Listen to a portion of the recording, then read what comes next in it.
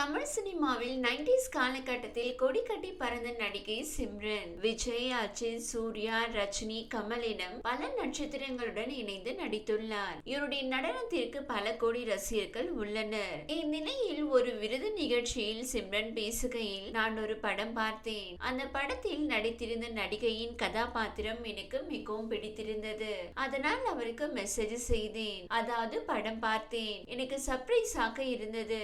நீங்கள் அந்த கதாபாத்திரத்தில் நடிக்க காரணம் என்ன என்று கேட்டு மெசேஜ் அனுப்பியிருந்தேன். அதற்கு அந்த நடிகையோ, உங்களை போன்ற ஆன்டி கதாபாத்திரங்களில் நடிப்பதற்கு இது எவ்வளவோ மேல் என்று பதில் அனுப்பினார். எனக்கு அது அதிர்ச்சியாக இருந்தது.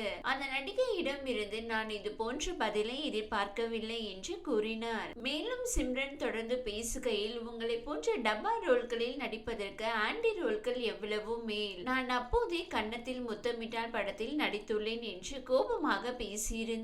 சிம்ரனின் இந்த பேச்சுக்கு இணையவாசிகள் ஜோதிகாவை கோர்த்துவிட்டனர். அதாவது நெட்ஃபிளிக்ஸ் OTT தளத்தில் வெளியான வெப் சீரிஸ் ஆன டப்பா கார்டல் வெப் சீரிஸில் ஜோதிகா நடித்துள்ளார். ஜோதிகாவுக்கு பதிலடி கொடுக்கத்தான் சிம்ரன் இவ்வாறு பேசியுள்ளார் என்று பலரும் பேசி வந்தார்கள். இந்நிலையில் சிம்ரன் சமீபத்தில் அளித்துள்ள பேட்டி ஒன்றில் மேடையில் அவர் பேசியது குறித்து விளக்கமாக பேசியுள்ளார். அதாவது இங்கு எத்தனையோ வெப் சீரிஸ்கள் வருகிறது, அதில் டப்பா கார்டல் நல்ல வெப் சீரிஸ் என்று நினைக்கிறேன். நான் இன்னும் அந்த வெப் சீரிஸை பார்க்கவில்லை. நான் அன்றைக்கு சொன்னது மிகவும் சரியாக சென்று சேர்ந்துள்ளது. அது சரியாக புரிந்து கொள்ளப்பட்டுள்ளது.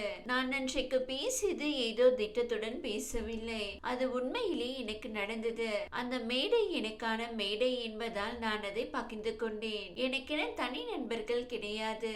இது குறித்து நான் பேசுவதற்கு, எனவே நான் அன்றைக்கு நடந்ததை பகிர்ந்து கொண்டேன். நான் எனக்கு நண்பர்கள் இல்லை என்று சொல்கிறேன் என்பதற்காக எனக்கு நண்பர்களே இல்லை என்று நினைத்துக் கொள்ள வேண்டாம். எனது மனப்பக்குவத்திற்கு ஏற்ற நண்பர்கள் எனக்கு உள்ளார்கள். நான் எப்போதும் எனது உலகத்தில் இருக்கவே விரும்புகிறேன். அந்த நடிகை பேசியது எனக்கு மிகவும் காயத்தை ஏற்படுத்தியது.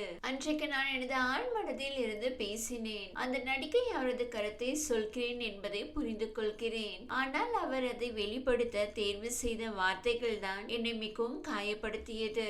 அந்த சம்பவத்திற்கு பின்னர் சம்பந்தப்பட்ட நடிகையிடம் இருந்து மன்னிப்பு கேட்டு மெசேஜ் வந்தது என்று பகிர்ந்துள்ளார். அவரது இந்த பேட்டியில் தனக்கு அவ்வாறு மெசேஜ் செய்தது ஜோதிகா இல்லை என்று கூறாததால் இணையவாசிகள் தற்போது மேலும் ஜோதிகாவை அட்டாக் செய்து வருகிறார்கள்.